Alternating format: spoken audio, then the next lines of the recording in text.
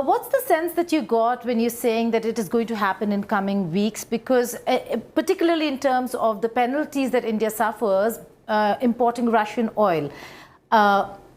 In your opinion and your conversations in Washington, D.C., was it because of Russian oil imports? Because then D.C. would have also penalized China or Turkey for that matter. So is that the sense that you're getting? It's Russian oil, or is there more to it? Or is it less to it? Less to it. So I will not speak on behalf of the Americans. They can speak very eloquently for themselves.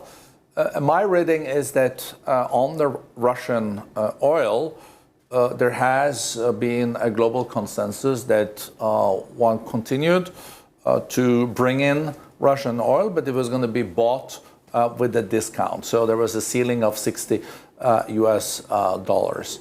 If there is a change in that policy, then there is a change in that policy. But I think there is not a consensus on then moving 6, 7, 8 million barrels of oil out of the market every day.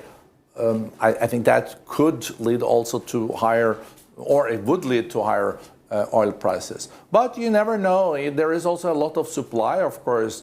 There is capacities in Saudi Arabia to increase the production quite substantially. But when I said that I also think the impasse between the US and India will end, I think there will also be an understanding on this topic.